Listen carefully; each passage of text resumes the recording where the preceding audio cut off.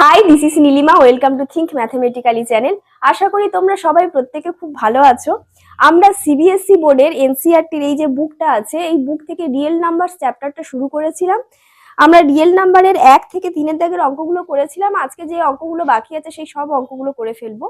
আর আগের যে ক্লাসগুলো আমি করিয়েছিলাম তার একটা প্লে লিস্ট আছে, দেখবে প্লে লিস্টগুলো সবগুলোই ব্লু কালারের থাম্বনেল, তোমরা দেখলে চিনতে পারবে।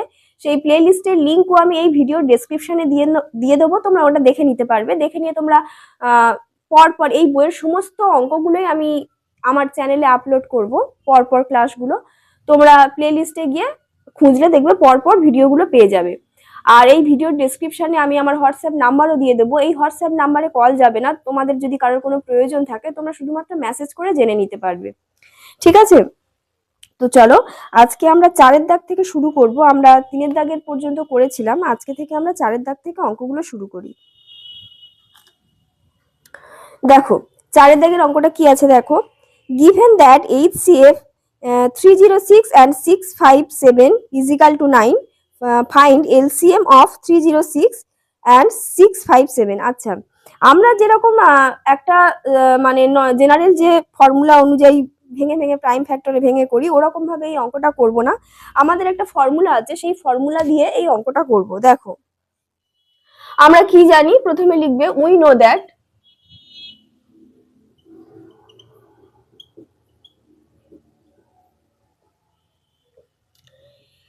LCM into HCF is equal to product of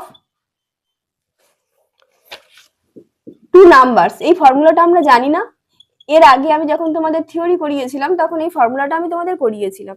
এবারে দেখো এখানে কি বলে দিয়েছে, এখানে তোমাদের এলসিএমটা জানতে চেয়েছে, তা এলসিএমটা আমরা এরকম লিখে রাখবো।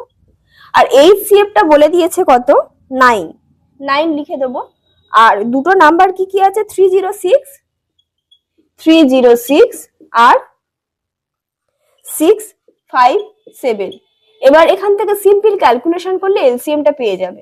দেখো LCM is equal to 306 is into 657 divided by 9। আচ্ছা, এখানে দেখো আমাদের এইচসিএফটা বলে দিয়েছে আর এলসিএমটা বার করতে বলেছে বলে আমরা এইরকম ভাবে করলাম, ঠিক আছে? 9টা এদিকে ভাগ হয়ে গেল। সিমিলার যদি আমাদের এলসিএমটা বলে দিত আর এইচসিএফটা বার করতে বলতো, সেরকম আমরা এলসিএমটা এই দুটো প্রোডাক্টের দুটো নাম্বারের প্রোডাক্ট করার পরে ডিভাইড করে দিলে আমাদের এইচসিএফটাও বার হয়ে যেত। এবার এটাকে কাটাকাটি করতে হবে। দেখো 9 3 27, 34 হবে এটা। এবার 34 এর সাথে 657 মাল্টিপ্লিকেশন করলে কি হবে, 657 আর 34।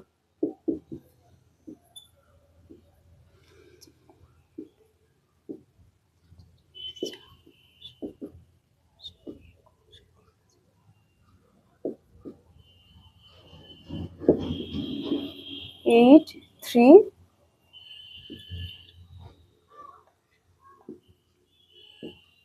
2 2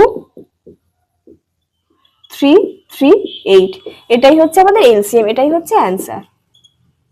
দেখো তোমরা দেখে নিয়ে স্ক্রিনশট নিয়ে নাও, ঠিক আছে? এবার 5-এর দাগের অঙ্কটা দেখো।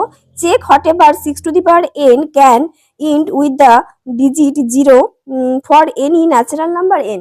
আচ্ছা, এই প্রশ্নটার মানেটা কি বলেছে বলো তো? বলেছে যে 6 টু দি পাওয়ার n, এটাকে এবার n একটা ন্যাচারাল নাম্বার, nটা যা খুশি হতে পারে না কেন, সেটার লাস্ট ডিজিট ভাঙার পরে সেটা কি কখনো 0 হওয়া পসিবল? ধরো এখানে 6 টু দি পাওয়ার 3 আছে, 6 টু দি পাওয়ার 3 করলে আমরা জানি 216 হয়, 6 6 36, 36 এর সাথে 6 মাল্টিপল করলে তোমাদের 216 হয়, বা 6 টু দি পাওয়ার 2, এটা আমরা জানি 36। তো 6 টু দি পাওয়ার n, এখানে এমন কোনো নাম্বার কি আমাদের বসানো পসিবল যেখানে আমাদের লাস্ট ডিজিটটা 0 আসবে? মানে এখানে যা খুশি আসতে পারে না কেন, লাস্ট ডিজিটটা 0 আসবে, এরকম কি হওয়া পসিবল? এরকম কোনো নাম্বারের মাল্টিপ্লাই করার পরে, মানে প্রাইম ফ্যাক্টরে ভাঙার পরে লাস্ট ডিজিট 0 কখন আসে বলো তো? যখন তার প্রাইম ফ্যাক্টরের মধ্যে একটা 2 হয় আর একটা 5 হয়। আর যা খুশি থাকতে পারুক না কেন, এই 5 2 10, এই 2 আর 5 এইটা থাকার ফলে লাস্ট ডিজিটটা তবেই 0 আসে। যেমন ধরো যে কোনো নাম্বার তুমি তুলে নাও, ধরো 100, 100টাকে যদি আমরা ভাঙি কি হয় বলো তো? 100টাকে ভাঙলে এরকম হয় two,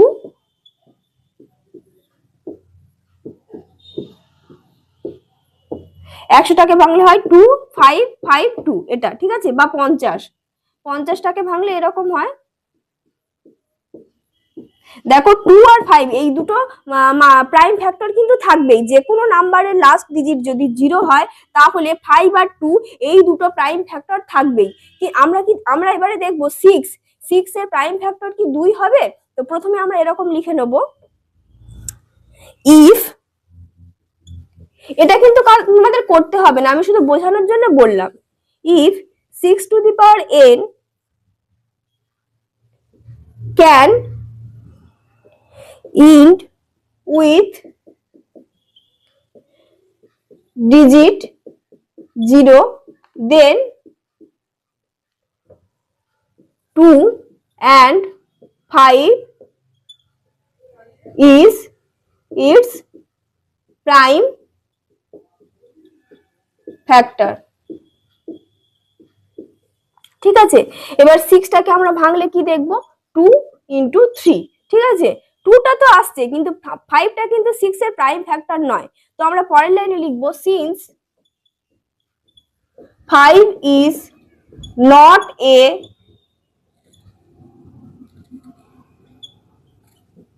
prime factor of 6, therefore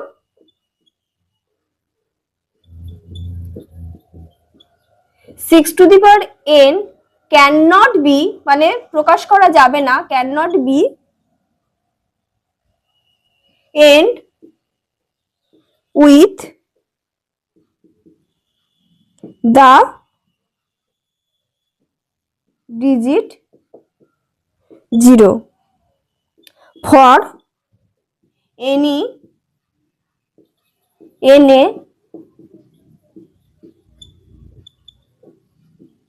natural number n। ঠিক আছে, দেখো, দেখে এবারে স্ক্রিনশট নিয়ে নাও।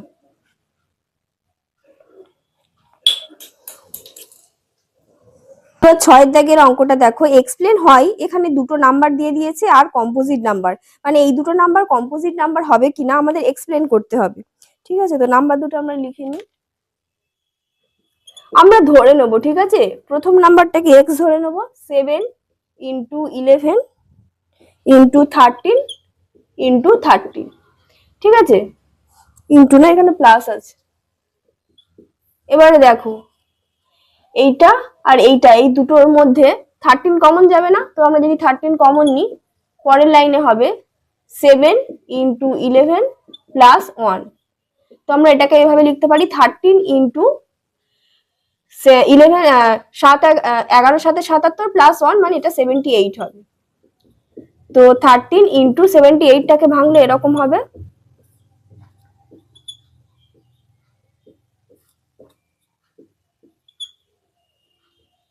2 into 3 into 13, ঠিক আছে। এন্ড এবার বাকি নাম্বার যেটা আছে সেটাকে আমরা y ধরে নেব, y is equal to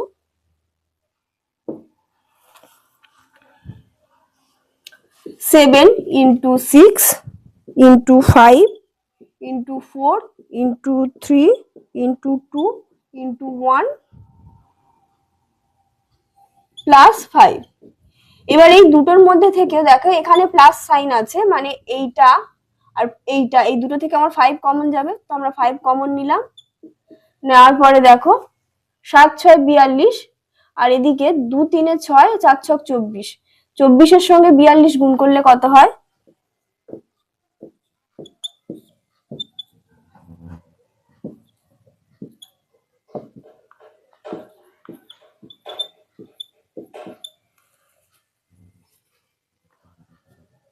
1008 plus 1, এবারে 5 into 1009, এটাকে আর ভাঙা যাবে না। ঠিক আছে, তো এইটা হলো। এবার দেখো, এই যে এক্স আর ওয়াই, এটাকে আমরা 1 ছাড়া কিছু প্রাইম ফ্যাক্টরে ভাঙতে পারলাম, তাই এই দুটোকে এক্স আর ওয়াই এই দুটোই হবে আমাদের কম্পোজিট নাম্বার। তো আমরা উত্তরটা লিখে দেবো, অতএব বা দেয়ারফর। তো ঠিক আছে, দেখো এখানে এক্স এন্ড ওয়াই এই দুটোই বোথ 1 ছাড়া কিছু প্রাইম ফ্যাক্টরে ভাঙা গিয়েছে আদার দ্যান 1, তাই এক্স অ্যান্ড ওয়াই এই দুটোকেই আমরা কম্পোজিট নাম্বার বলবো। তাই আমরা এবার উত্তরটা লিখে দেবো, অতএব x and y both can be expressed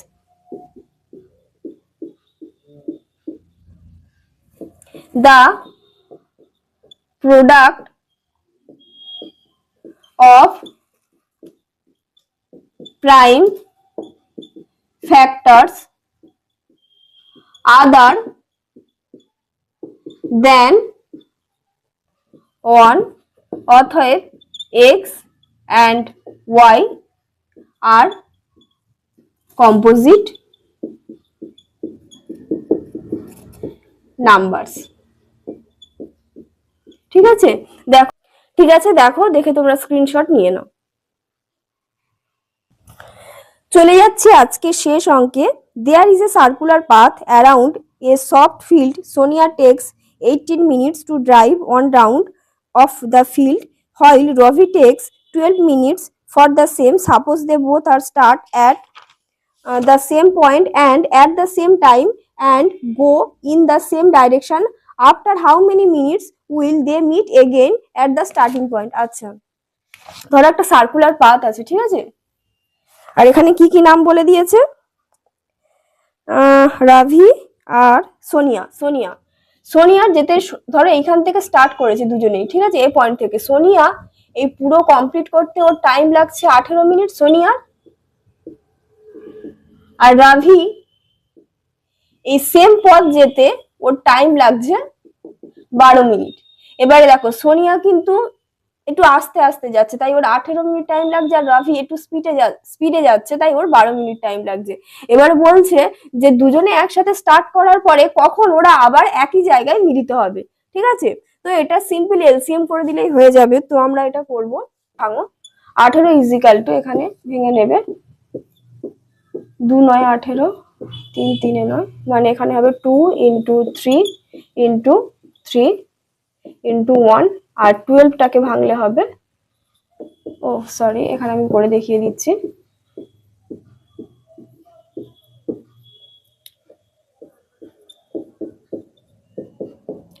এবার এলসিএম 18 আর 12 ইজিক্যাল টু, দেখো এখানে কি কি কমন আছে, 2 2 3 3, এবার যেটা কমন আছে সেটা আমরা লিখে নেব 2 and 3, আর বাদ বাকি যেটা পড়ে থাকবে 3 আর 2 আবার সেটাকে লিখে নেব। 3 দুগুণে 6 আর 3 দুগুণে 6, মানে এটা হবে 36। এবার উত্তরটা লিখে দেবো, answer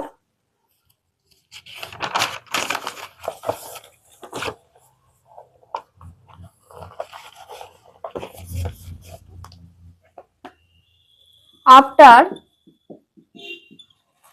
36 minutes they will meet again। ঠিক আছে, দেখো দেখে স্ক্রিনশট নিয়ে নাও। ঠিক আছে, আজকের মতো এই পর্যন্তই। যদি তোমাদের এই আমার ক্লাসগুলো ভালো লেগে থাকে, যারা আমার এই ভিডিওগুলো দেখছো তারা চ্যানেলটা সাবস্ক্রাইব করে নিও, বন্ধুদের কাছে শেয়ার করে দিও, আর প্রত্যেকে ভালো থেকো, সুস্থ থেকো, সবাই সফল হও। আজকের মতো এই পর্যন্তই, বাই।